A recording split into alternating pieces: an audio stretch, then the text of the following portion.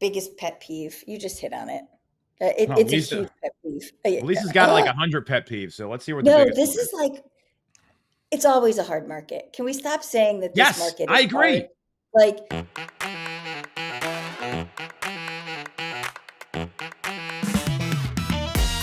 If you're not getting educated about local and national real estate news, market conditions, Federal Reserve decisions, and most importantly, the local data in your market, you're doing yourself and your client base a disservice. This is the Knowledge Brokers Podcast. I'm Tom Toole here with Lisa Chinatti and Byron Lazine, and we've got a Fed meeting to dissect. We've got a lot of people's feelings getting in the way of the market. I know Byron's got some very strong opinions about that. Keller Williams slapped with another telemarketing lawsuit, and Massachusetts has a very unique bill on the table. We're going to have Lisa break that down since she's our local expert there. Let's start with the Fed meeting, you two. The Fed met this week, obviously. They didn't do anything, which was the expectation. The Fed funds rate is at 4.25 to 4.5, where it's been since December. They stuck to their projection of 2 rate cuts by the end of 2025, which I know a lot of people, they're talking about we might see rates come down by then. A lot of the predictors said that. I'm a little skeptical there. And the dot plot revealed a growing divide inside the committee. I think that's the most interesting thing here. 7 of the 19 participants see no cuts this year, up from 4 in March, which is why I'm skeptical about rates. Byron, what do you think about all this? I mean, I don't know that we're going to get these 2 rate cuts. I don't know that rates are going to come down into the 6.34% range, which was the over-under that we set. What's your take here? I still think we get 2 this year. The market didn't react, in one way or the other too aggressively after the Fed decision. I think the Fed decision is unfortunate.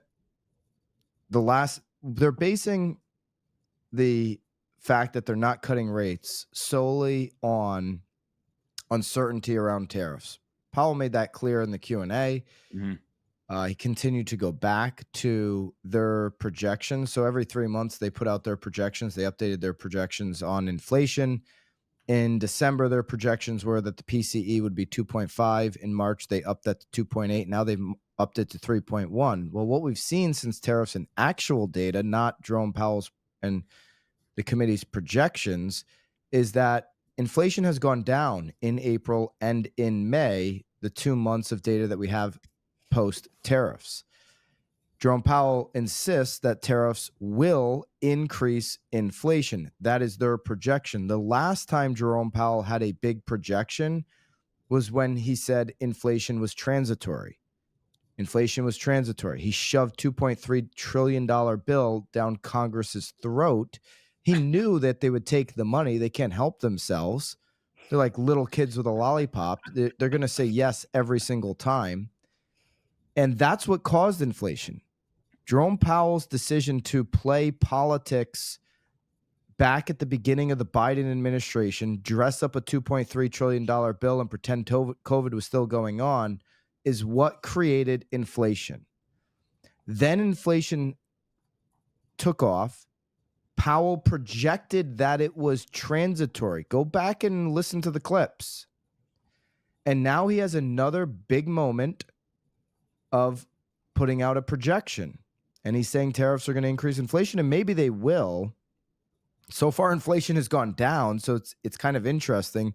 For 2 years, we've heard that as we get closer to 2% inflation, which we're there, and if we're maximizing employment, which in the hard data, I know there's some soft data the last few weeks that show, the labor market could be weakening, which would be a signal to move rates down. But if we were solving the inflation problem, which we are, they would start cutting rates as you get closer to 2%. Now, the only time we've cut in this entire cycle was uniquely right before the election. They announced cuts before the election. They announced that they would also put that cut in December. I don't know, Jerome. I think there's been spots where Jerome Powell has done a pretty good job. And then there's been times where you just have to scratch your head, and it's like, the fact that he lives in Chevy Chase and is surrounded by one side of the political aisle, is that influencing his decision-making right now? And I do believe he's being influenced politically like he was back when they printed all that money at the at the very end of COVID. So that's my take. It's unfortunate. I don't think they should be cutting 2.5% like President Trump was asking That for. was nutty. Yeah, I think, we let's just go on the record and all agree on that. That's not that is insane, and that would create inflation. I would imagine. I think a quarter point would have been very reasonable. Take a look 45 days later.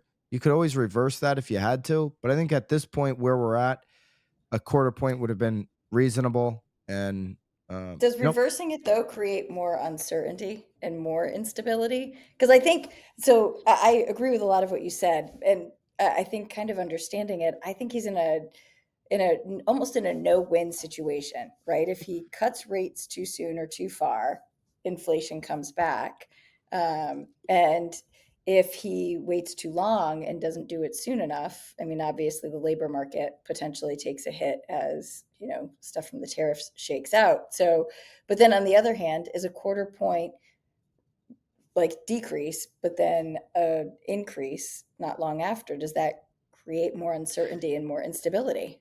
Yeah, you certainly wouldn't want to be in that position. That would be not a good scenario to have to increase. My point is, I don't think you'd have to increase. I think we're getting to the point now where inflation is continuing to trend in the right direction. 2%, by the way, is a made up number, but I know that's the number we're shooting for. Somebody in New Zealand, what does New Zealand have to do with anything? Invented this number years ago. I mean, what relevancy does New Zealand have in our economy? Zero. But somebody out there invented this number, just like they invented owner's equivalent rent in the 1980s. And that's what is making up the majority of CPI inflation right now still. I don't care what consumers think their house would rent for if they had to go rent a similar house, and that's owner's equivalent rent. I don't care. I don't care what Karen around the corner thinks about the market. I care about Realtor.com stats. Okay, Realtor.com shows us that rents have gone down each month for the last 24 months. Okay, the data that they're tracking hasn't caught up yet. The data's lagging on shelter. Jerome Powell did mention, hey, shelter's been grinding down. Well, if you looked at real-time data, it has grinded all the way down where you need it to be. Real estate's been in a recession since mid-22. Yeah, no doubt. I don't know. I might disagree, and I think that the holding was probably a pretty good thing because so we've got that no-win situation, but I think that the other thing that we all have to keep in the back of our minds, we got the tariffs and then the stuff with Iran that is shaking out right now. I think that there's the potential that there's some blowback to gas prices and whatnot, especially as we enter Tom Toole's favorite season of the year, which is driving down to the beach house. No, right? my favorite season of the year is a separation season where we make tons of prospecting calls, Lisa. Let's get that clear. So Tom's wearing a bathing suit right now as we record this. Leo told me to wear a bathing down. suit, and she said, and Gina goes, "Are you fun on the bottom and business on the top?" And I was like, "I'm like, I love you guys. They're great." Tom, do you wear flip flops with the little thing between the two toes, or do you wear slides? Do you have that little? I wear normal flip flops like everyone else does. So yeah, so you got the strap going between the two toes. I mean, you need that when you're pulling a giant beach cart of stuff that your kids make you carry down to the beach and use none of it that weighs about 70 pounds. The slides, you can fall down. I've seen it happen. So slides look ridiculous, but they're way more comfortable. I don't like that strap between the toes. It's about a 4-block walk that I wear these things. Otherwise I'm not wearing slides anywhere. Lisa, you talked about how you think holding might have been a good move here. It's something, Byron, you also mentioned like, hey, listen to the clips. Well, Logan Mohtashami broke this down, and the unemployment rate right now at 4.2%, it's the level where the Fed said in 2024 would make them uncomfortable if it started to head higher. So, I mean, there's also some jobs data here, which is the other lever. And he also stated that the labor market is challenging for those looking for a job, but the current unemployment rate still indicates a strong labor market. Well, I know what's going to happen in August. I would bet on this. They're going to revise the job numbers again, like they did last year when they got to Jackson Hole. So I don't know if it's going to be the right time necessarily this meeting to make a cut, but we're getting to the point where they got to either do something or not. And the Fed always seems like they're late to the party, but based on what they've said before, if it's not this meeting, the next meeting or the upcoming one, something's got to happen here. It's interesting. If you have applications out right now, then there's a lot of people looking for jobs. There's a lot of people applying for jobs anyways. So the pendulum has swung to the employer in the labor market. It's also graduation season, which I think aids that as well. There's so many new candidates coming into the market now that graduation is literally just passed. So, But I think, Lisa, you'd agree, because you do a lot of hiring, that over the last 4 or 5 years, you have more favorable conditions for the employer versus the job applicant right now. more so over the past 18 months, yes, without a doubt. That's one of those signals that now we're not at 11 million job openings. There's not as many available. There's only about 7 million. So that has come down off of peak. But it just seems like there's more options out there. I know that's a little anecdotal and maybe just where my postings are going out, but there are, I don't know, there's a lot of interest in job openings, more so than there has been in recent years. And we saw unemployment the last 3 weeks get close to the 250, the weekly numbers get close to that 250,000 level, which if it gets over that, it could get over that on the 4-week moving average next week. And then we still have 45 days before the committee has got to make a decision. We were getting pretty close for 3 weeks now to that. Could have 45 days of some softer job data, and Jerome Powell sitting on his thumbs down there in Chevy Chase with the boys and girls in Congress. I talked to a client that I'm working with, and he does a lot of hiring at a very large company right in the King of Prussia area where there's a lot of business coming in. And he said the same thing, that a lot of young folks, like in their 20s, they're having a heck of a time finding a job right now. And, he's runs hiring for a very large company. So this isn't anecdotal, Byron. This is real life. And that's why I don't believe these jobs numbers, because the Fed has a history of revising them. We saw it last year, a 33% adjustment. You talked about it on the pod here. Can we even believe the job numbers that are coming out? And I think that this made up data is a problem. I mean, they're making up numbers, and they're 2% from New Zealand. New Zealand's an island. Like, that has nothing to do with the US. I mean, it's a great point. So we couldn't believe the job numbers last year. It was so much government hiring, and to your point, they kept revising it down. It was it was really wacky what was going on last year, leading up to the election with some of the economic data. And I just point, I don't know, Lisa, I know you think the right decision was hold, but do you think Powell is playing politics at all? The only time the Fed decided to cut was right before the election, and now they're not cutting, and the data's better. Inflation's better now than it was right before it's lower. So, do you think there's any influence there? I mean, I don't think any of us could say that there isn't influence there, but I do think that there are other things kind of at play as well. Like I said, I look at the issues and shaking out in the Middle East and say that can't be totally discounted, and that wasn't there just at the last. Sure, meeting. I think that's fair. Who knows where that's going to go, and that's such a big wild card for what could happen. And going back to a lot, even with the tariffs, the rhetoric that comes out of the White House, you never know which way it's going to shake. And I think we're hearing kind of the same thing with what's going to shake out with the Middle East stuff. I don't think anyone has any feel for, like, what was the deadline? He said, I'll know in 2 weeks. Like, could go either way. It's a coin that toss. Uncertainty might actually be more viable than the tariff uncertainty that Powell continues to hang on to. But I think it's foolish to not admit that that's there. And, I think unfortunate timing in the fact that the meeting happened while this was still such a big unknown, but I don't think it can be totally discounted. The punchline is the Fed believes tariffs are going to increase inflation. And if the Fed is going to lower rates, it's all going to be dependent on a break in the labor market, which we may be inching towards based on the last 3 weeks data. So more to come on that. Tom, where are we going next? We're going to talk about Byron's favorite topic, Feelings, right? Actually, do you guys remember that Gary Vee post I shared with you about So the recently, in Yes. a couple weeks, that was so so good. I wish we could play the clip. We should We have could planned this. play it. Let's see if we can find it here. It's in the text I sent you. And I think that really speaks to a lot of what's going on right now, not only inside real estate offices, but just with the economy in general. And Housing Wire put this article together. They call it the feelings based recession. More Americans are fearful of finances despite the economic data, which is kind of what we're talking about here. I think people feel one way, the data tells us something else. And, we're in this time right now where, Charlie Wise, the senior VP and head of global research and consulting at TransUnion, he said we really emphasize the consumer levels of financial optimism and pessimism. And it was interesting for us to see that there was an uptick in pessimism that we've seen, the highest level since we started asking a question, which is this consumer pulse study that they have since 2021. And some of it's because of the tariffs and the uncertainty. Some of it's because the interest rates aren't moving down, and we're kind of stuck at these interest rates that we're seeing.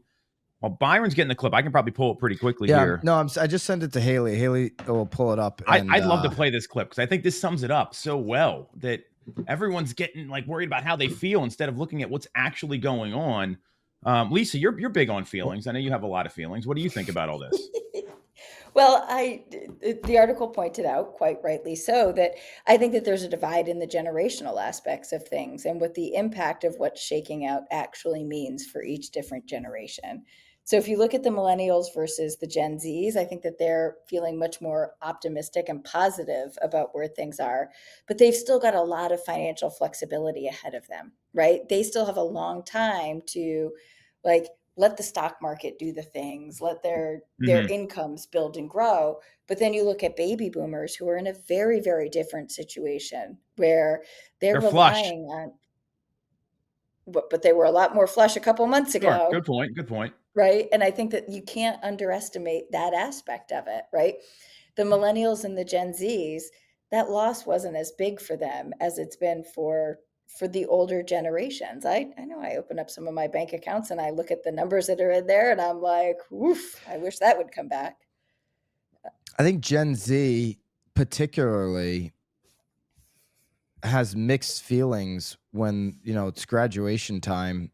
I know that's more high school. College graduations were a couple weeks ago, but around this time of year, as you get a new, exiting class from university, these great universities across America, they're like, what? I just invested all this money the last 4 years and the opportunities aren't even close to matching my investment. Yeah. And so that creates a real feeling of like, well, what do I do next? What But I think direction that, should I go?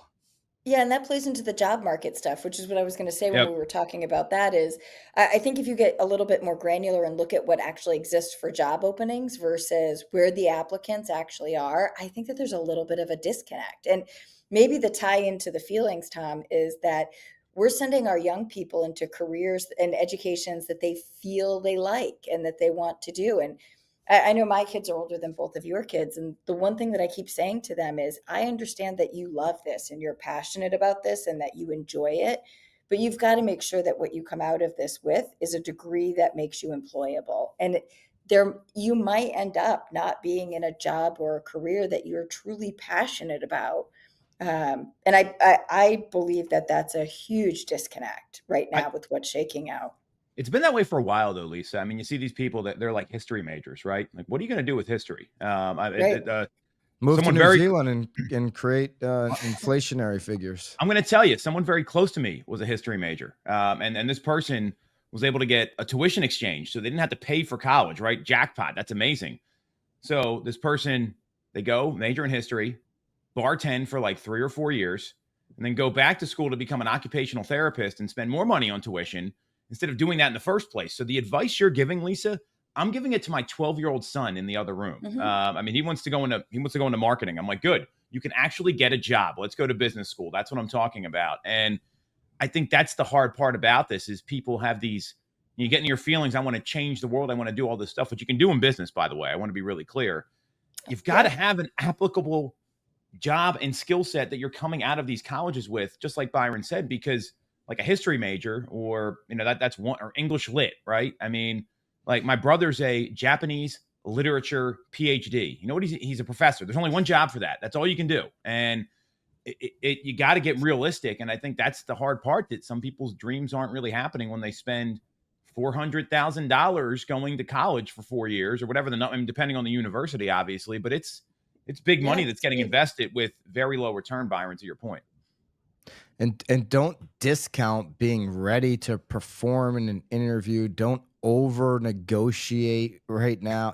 Those are things that people applying should really be aware of. Haley, do you have that clip? Yeah. All right. This is the Gary. This if you sums it haven't up. seen, this is old school Gary Vaynerchuk.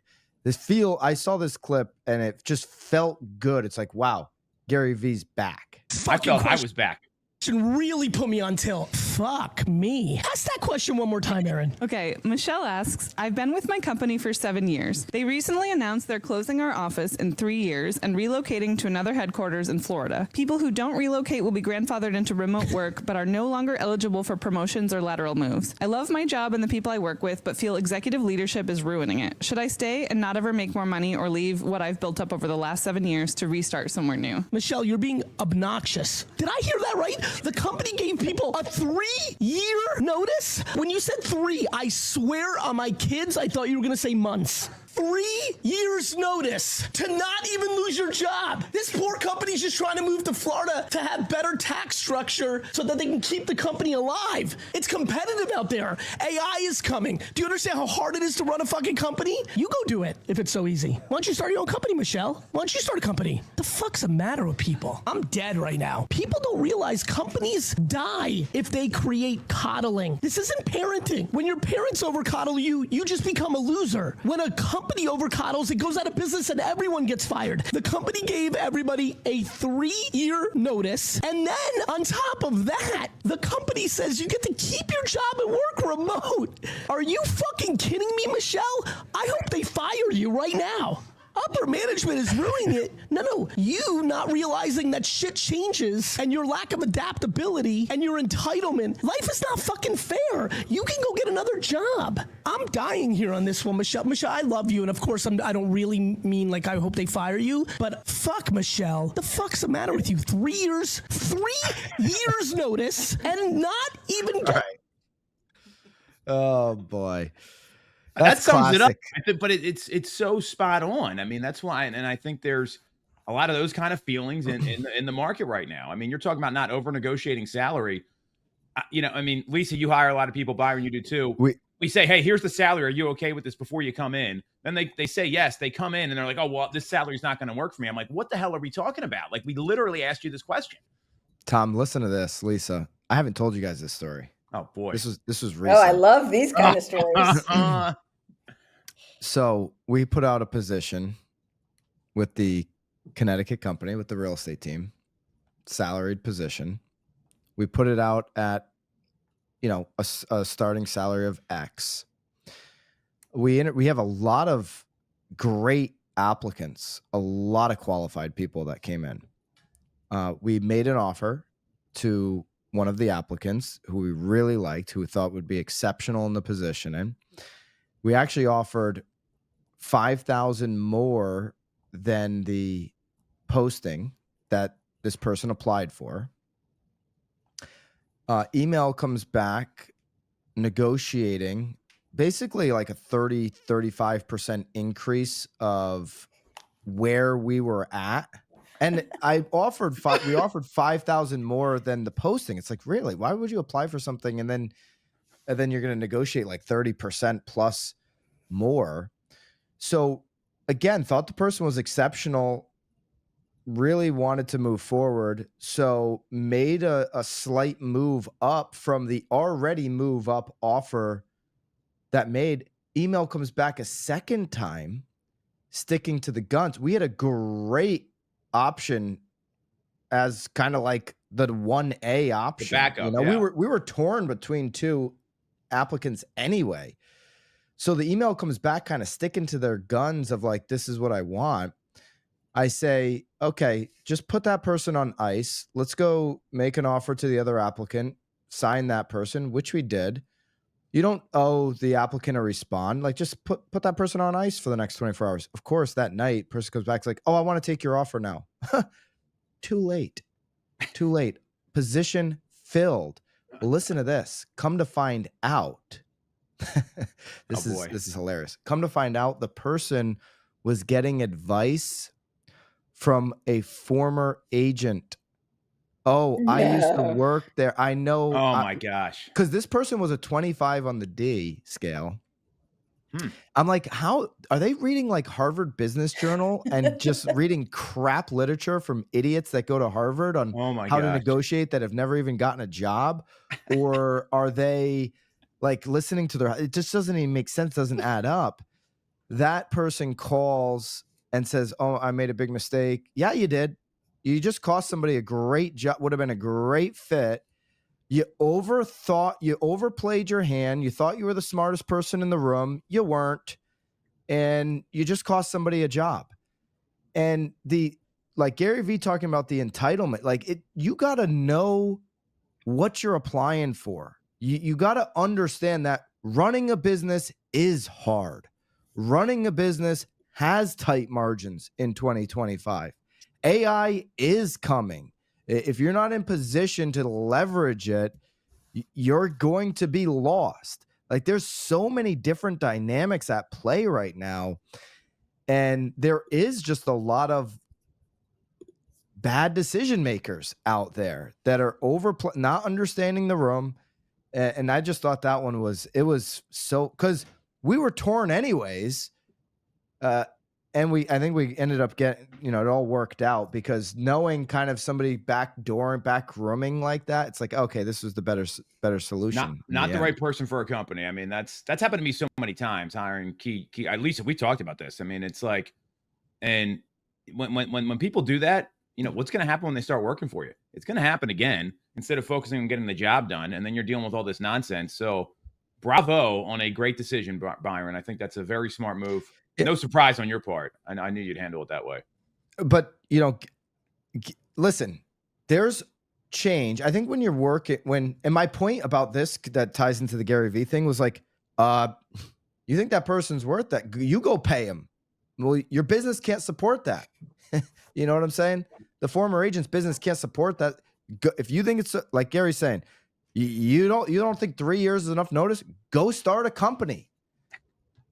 Right now across the industry, how many agents are complaining about brokerage decisions and brokers that, remember when Berkshire Hathaway was rumored to potentially like engage in a sale, and how many agents were like, this is ridiculous. I was told that would never happen. Then go start a company. Go start a brokerage. Yeah. Go start a brokerage.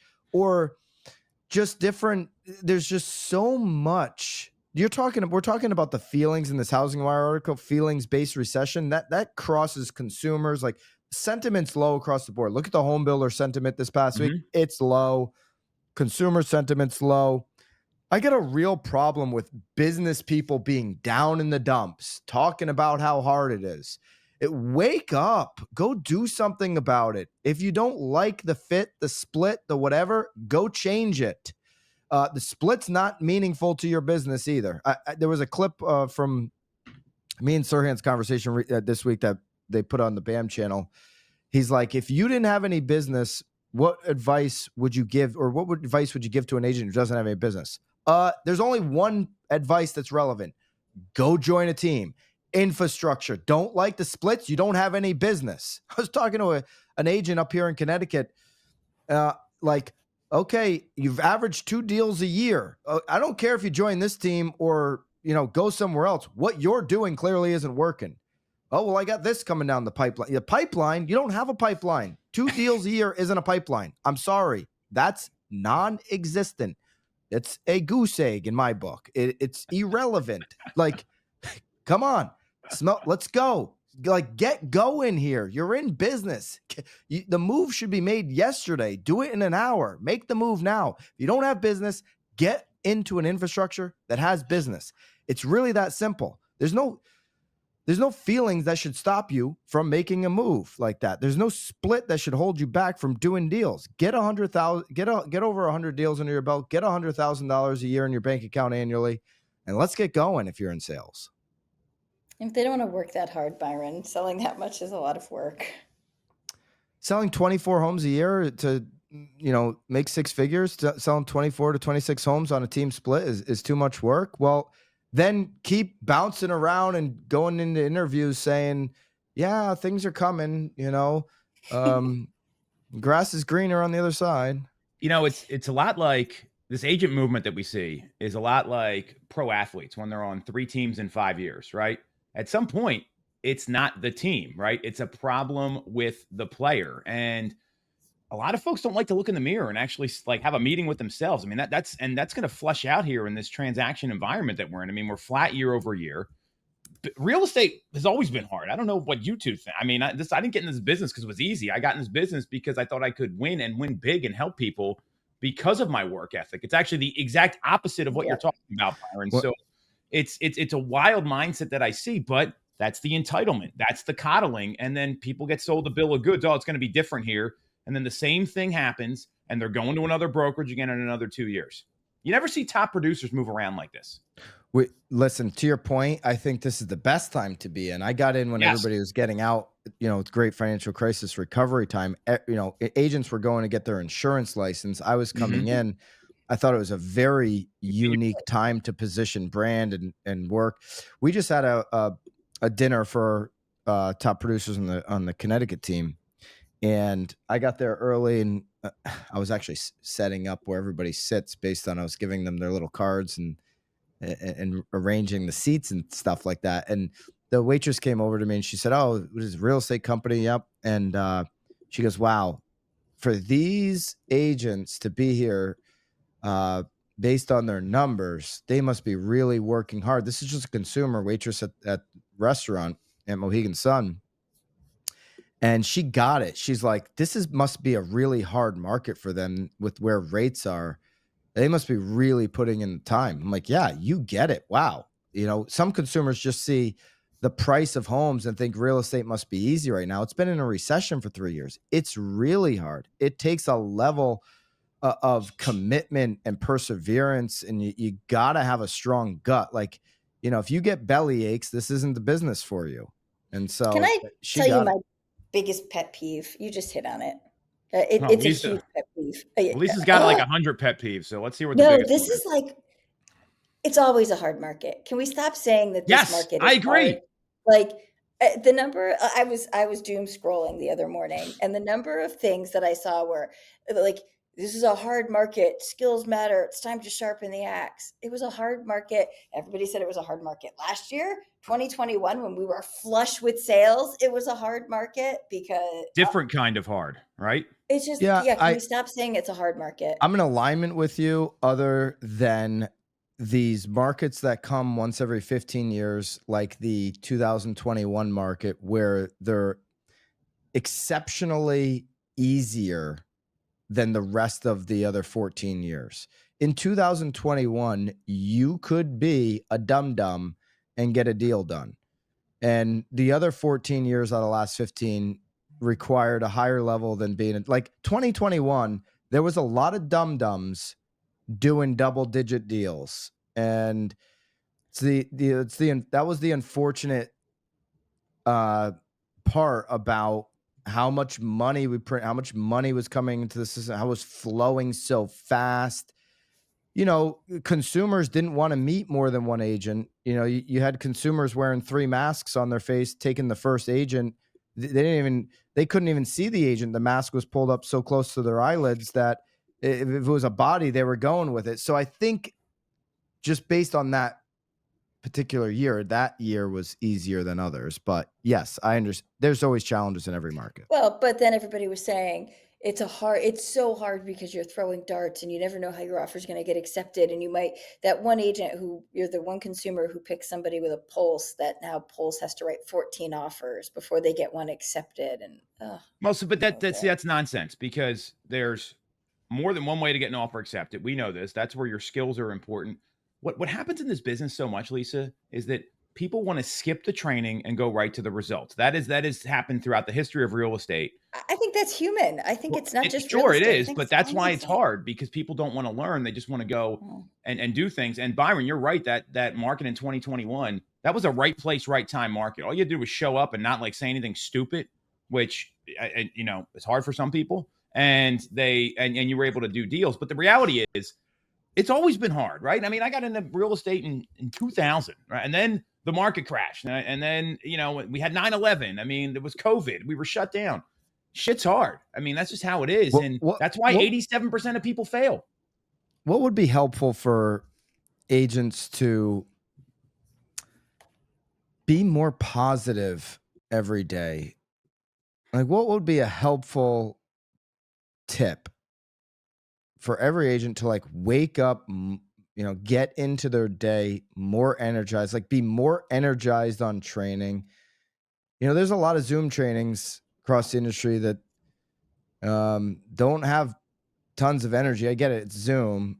It doesn't have to be a TF conference where people are jumping around, but there's just a little, at times, lack of energy across the board. And, there's a grind component to it, but do you guys have anything that would be useful? You've got a CRM for your leads. Great. But what about your clients? Leads are important. It's how we get clients, but clients are everything moving forward in our business. And if you're not giving them a high touch, done for you experience from day one to years after the closing, you're leaving referrals and repeat business on the table. That's why my team uses Mosaic. It's a client experience platform that picks up where CRMs leave off. Personalized property searches, offer comparisons, real-time transaction timelines. Clients want transparency today. This provides it. To post-close homeowner reminders and equity updates, it's everything your client needs without you having to duct tape 5 different systems together. So most agents lose their clients after the deal. They just forget about them. The client forgets about the agent. Mosaic helps you keep them, stay top of mind, and win the next deal before they even think about calling someone else. But Mosaic has limited availability in each market, and some are already full. So check out the link and just see if there's availability in your market. The link will provide you that information. If it's available for your market, check it out. Mosaic, link down below. I mean, just having a business plan, I think, is the first thing, because a lot of people, they don't know what to do every day. I mean, that's the biggest problem I see in this. They wake up and they have no game plan. To stay positive, I think, like affirmations do work. I know it sounds kind of cheesy. That stuff does help. Talking to yourself, maybe having a morning routine. Like, I know my business changed dramatically when I started focusing on my health and vitality every single day. And that's the big one. And Byron, we did the 5 a.m. call. That was a big, I had 3 kids. So I was taking the daycare, right? Like, nightmare scenario. Bridget, my wife, she's a nurse. She couldn't take them. So I was getting up at 5. I was working out, and I was like, man, I just got so much done today, and I haven't even started the day yet. And now I got to go get all the kids ready and all that stuff, changing diapers, which is foreign to Byron. But, like, that got me through a lot, is focusing on myself, doing something for myself, and getting up early and getting an advantage. I think the more you focus on kind of improving health, the more energy you're going to have. And it can kind of become... Yeah, it can kind of become like a competitive game within yourself. That naturally, it just makes you sharper. And so paying attention to that, I know agents are on the go, on the road a lot, which can create kind of like if you're in airports a lot, sometimes you can catch bad habits with what you're taking into your body. It's like, if I'm flying, I just have a rule. I'm fasting. If I'm flying, I'm fasting. I'm not even going to put myself in a position to... eat that crap. And I think, agents got to make sure that are on the move a lot, that are in a high contact part of their business, where if you're working with a lot of buyer tour or something like that, focus on the health. I think that can create just a more confident mind. So I like that one. All right. Yeah. Can we move on? Yep.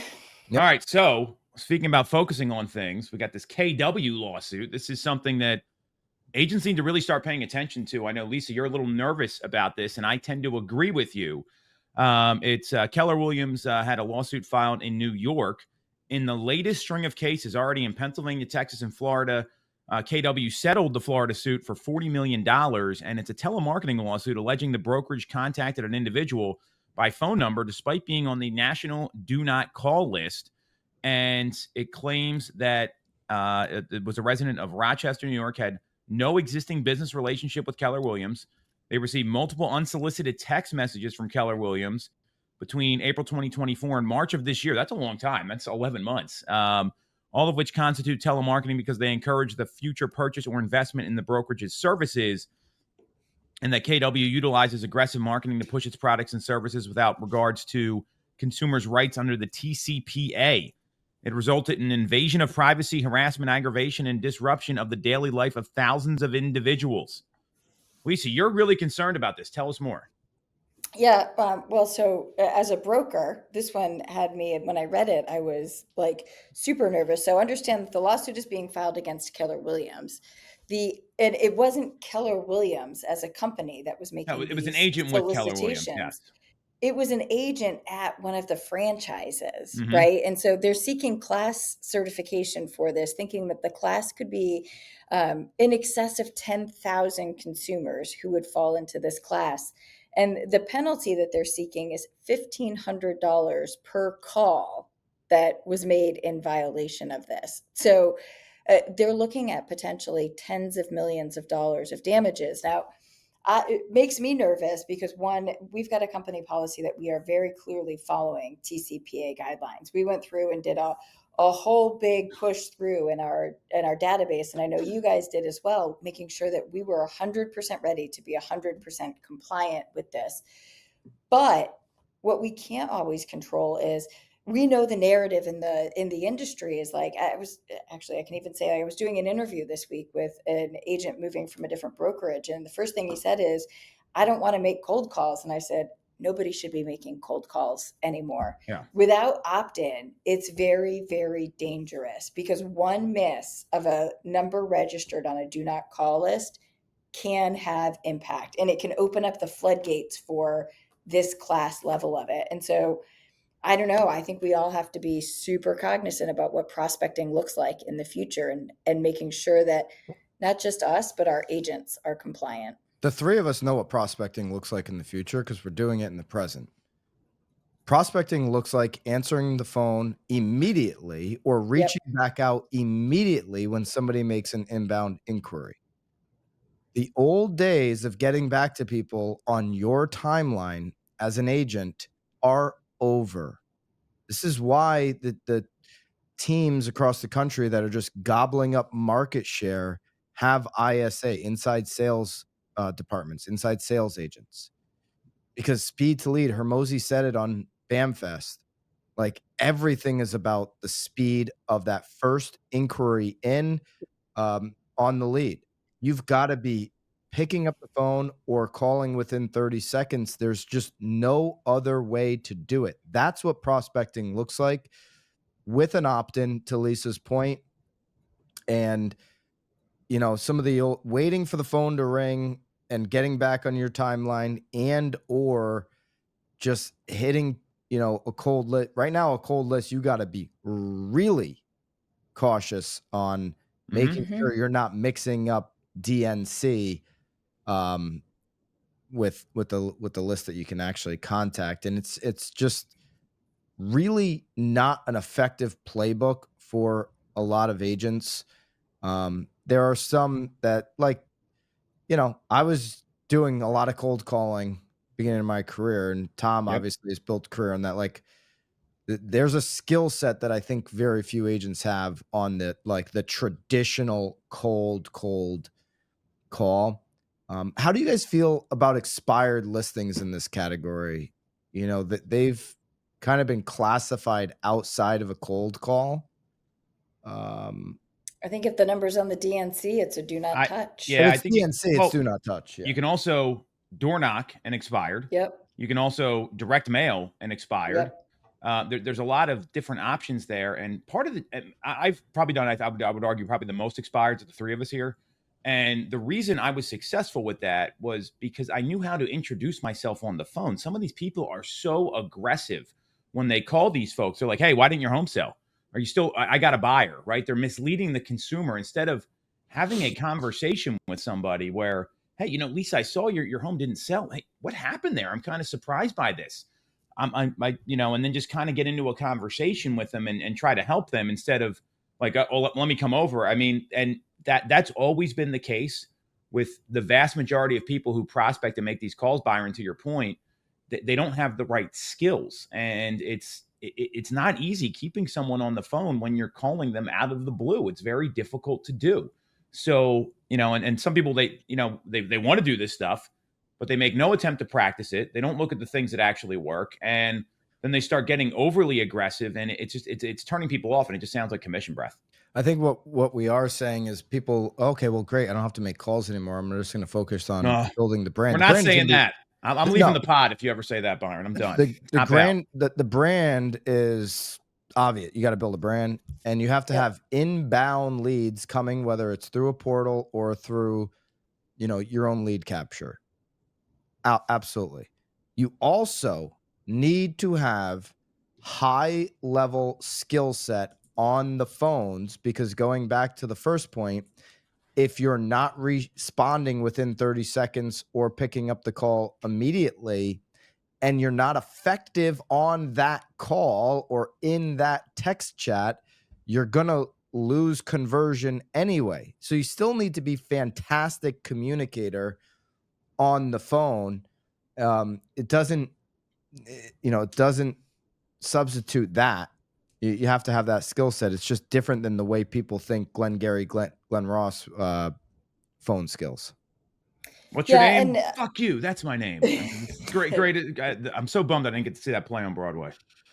I went to see it. It was actually good. Oh, and you took me to, what did you take me to? Aladdin? What the hell do we go to? The Lion King. Elf. Elf. Yeah. I had tickets. We couldn't go. I gave them to Karen Peters. I was very, very bummed, but I went when I was in New York City for a one-day Zillow event. Of course, some wine and dine event that Lisa gets invited to that we don't I actually. I was invited. I'm pretty sure I was invited. I just didn't go. So that's exactly. What I was going to say too, last point is, I think we all have to be cognizant that there's always a lot of coaching out there in the coaching communities that say 5% of your database transacts every year, and that you need to be calling your database. And I think you have to be very, very careful with, if it's in your database on an existing realm, yes, but no, right? You've got to find a way to engage the consumer to get the opt-in before making the phone calls. But then also you've got to deal with the Can Spam Act, right? Which says you got to be very careful about how you send emails as well, so that you don't violate that.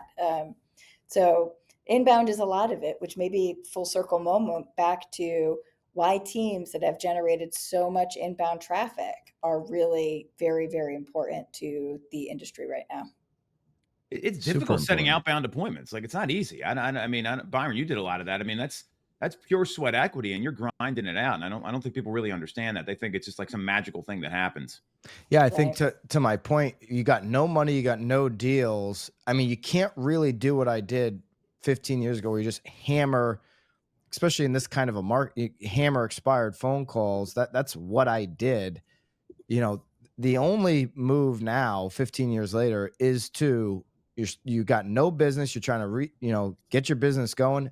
Join a team that has the infrastructure of leads coming in every single day, and a system to respond within 30 seconds every single time. That's the game. That's where it's heading. It's not turning back. Agreed. All right, we got one more thing here real quickly before we wrap up. So, Lisa, Massachusetts, another pro-business law coming out of Massachusetts here. There's a policy put forth by the state's Executive Office of Housing and Livable Communities prohibiting sellers and their agents from requiring or encouraging buyers to waive home inspection as a condition of purchasing real estate. It also prevents sellers from accepting offers if they are informed in advance that the buyer intends to forego an inspection. The regulation apparently got pushed back, but it was supposed to take effect on closings after October 15th. Banana stuff here. I mean, they're basically being told what to do. Tell us what's going on, what you're hearing locally first and foremost, Lisa. Well, so first is it was originally slated to go into law in July, and it just got pushed out until October because I think what they realized was they hadn't done a good enough job getting us as brokers the new paperwork, the new forms, and really being able to communicate out what all the impact is and how we can navigate this on a move forward. So first thing to understand is we just got a little bit of breathing room, so we don't have to worry about it until October 15th, I believe is the exact date. And it's a super interesting guideline that's been put out, and maybe not a guideline, it's a policy, right? So the policy prohibits home sales on the condition of an inspection being waived or accepting offers if a home inspection waiver is communicated in advance. So even if that waiver is communicated in advance, buyer still has the right to choose to get an inspection, or choose not to get an inspection, right? So my understanding is that they're taking out, so in our offer to purchase document, we have an inspection contingency, a financing contingency, and then a space where we can write in other terms. And we're getting rid of the inspection contingency box, is my understanding of what that's going to look like. And so the reasoning that they're saying here in Massachusetts, and understand Massachusetts is probably one of the most consumer protective states in the US, right? It's a very difficult state for business owners. And they've put out that they believe that a home inspection is an important step in buying a property, and that home buyers must have the ability to make informed financial decisions and be given a clear picture of needed repairs or safety issues that could arise. And so it confirms that a buyer may choose not to conduct an inspection as long as the decision is not influenced by the seller or their agent. It prohibits contract terms that decrease the effectiveness of the inspection. So our read on that is saying that it's to limit it to say it's just for repairs in excess of a certain amount, or to say that we're only going to inspect for, say, a pest inspection as required by VA loan kind of stuff. And so it still permits reasonable negotiated terms. So some thresholds or the potential return of a deposit. It will require sellers to provide a separate written disclosure informing buyers that acceptance of their offer is not contingent upon the waiver of a home inspection, and that the buyer may choose to have the home inspected. And that was really what was missing, is that we didn't get those disclosure forms out to us fast enough to be able to start to implement this. And I'm sure you guys can imagine I've got, feelings on it on both sides. The feelings episode.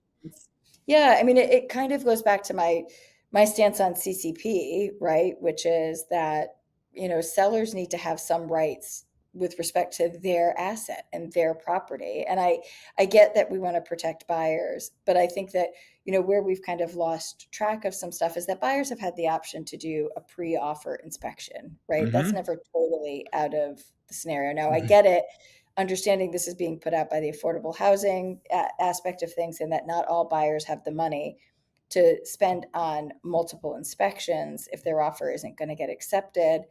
I think that there's a lot that a skilled agent can do to see, defects that are up front. The three of us can probably walk through a home and know pretty quickly whether there's going to be anything major that comes up during an inspection.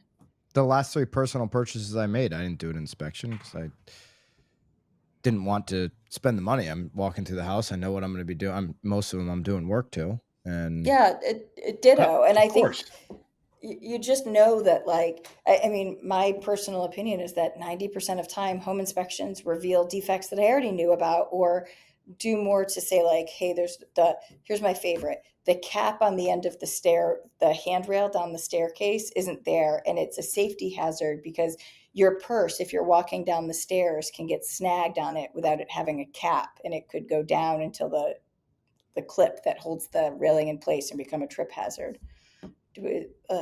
Well, I think with inspections too, I mean, one, I tend to agree with you. And secondly, I mean, there's a lot of like alarmist inspectors that are out there like, hey, the heater's running fine now, but in 5 years you might need to replace it. And then all of a sudden people are asking for replacement credits. Well, in Pennsylvania, it's called a material defect. So that's not a material defect. That's future maintenance of home ownership. So I totally agree with you on that. Byron, go ahead. I didn't mean to cut you off. No, I just think the free market should land where Yes. the market lands. If people want inspections, they should negotiate that in. If they don't want inspections, they should have the ability to negotiate that out or not even present that. And I think brokers in every state should protect themselves with a disclosure that says, we've advised you the benefits of doing an inspection. I think that's really smart practice. And that's where I think everything should land across the board. But Yeah, and we've had that. And I think the interesting thing is that much like everything else, I think that there will be loopholes that or workarounds that come up for this, right? And so will you get buyers coming to the table and instead saying, I'll make this first deposit and it will be non-refundable? So yeah, I can do the inspection and I get all of the rights of doing the inspection, but my deposit is non-refundable. And in past cases, something different, totally different might have come up, a job loss before a financing contingency or something, and the buyer would get those deposits back. But with some of the terminology that's going to shake out here, it could get a little bit gray. It's going to be an interesting time. I think it's silly for the state of Massachusetts to pretend like they know what's best for the real estate market when Massachusetts is one of the most unaffordable places on earth when it comes to real estate. Yeah, well, and I guess the interesting thing is like, aren't both sides of them consumers? Like, aren't our sellers consumers who deserve some protection? To be a as seller, well? you have to buy a house. Like, and then it's Right. people. It's so funny when you deal with consumers, right? Because think about someone that's buying and selling, right? The buyer, like, oh, we got to get all these inspections. We got to do. Then they're selling their house. We don't want any inspections. It's like, well, you just did this on the other side, and people want it both ways sometimes. So I think that's a great point on your part, Lisa. Hey, before we jump, because this just happened while we were recording this. We record Fridays at 10 a.m. Eastern time usually. So Fed Governor Waller, he said this morning while we were on that he doesn't expect tariffs to boost inflation significantly. So policymakers should be looking at lower interest rates as early as next month. He's calling for the central bank could cut rates as early as July. If you're starting to worry about the downside risk, labor market, move now, don't wait. So Governor Christopher Waller, who was appointed by Trump, I think he nominated by Trump during his first term, is positioning, I believe now with these comments a day after this contradicts completely what the chairman, Jerome Powell, said, earlier this week, is trying to position himself as the shadow Fed chairman. And he believes that the committee in July, even after Powell said we're not going to be cutting basically in July, he said that, pretty much throughout the comments, Waller saying we should cut. And so we have now a fracture potentially at the Fed with these comments a day later. I just thought that was interesting. Yeah, it's too bad they don't tell you who plots their dot. Like, well, we know now where Waller is. He's now, but I mean, it's. I'd love to see who else. I mean, obviously, I think there's some anonymity that's important there, but that just backs up the dot plot. Someone that came out and said that. I mean, way to have an opinion for once instead of all this nonsense. I love when people speak their mind of what they believe. These are pretty strong comments for somebody who also was part of the unanimous vote to keep funds where they work. Remember, it was a unanimous vote here. So interesting, kind of contradicts Powell, and I guess we'll see what happens over the next 45 days. It's all about the labor market there. Great show, you two. Good stuff. I'm going to go get a Kleenex. You guys got me in my feelings here. Haley, get the box of Kleenex for me. I'm going to spend a little time. Going to put on like a chick flick, eat some bonbons. I think our cover photo needs to have like Byron with little tears running down his face. Emoji tears. Yeah. Tom on the beach. He's heading to the beach right now, down to the shore. I'm not. I have a 3:00 deadline to make all my phone calls and do all my business. Then I'll be meeting the family down there. So this is how you run a vacation. Like, this is called work-life harmony, Byron. You talked about this. They know when I'm coming down. I'm in the office here. I've got my laptop's up. I made 120 some calls yesterday down here. So it's you can do both. You just got to manage your time properly. Tom Toole on the shore. If you're on the shore this weekend, go catch Tom Toole. In shorts, and I was.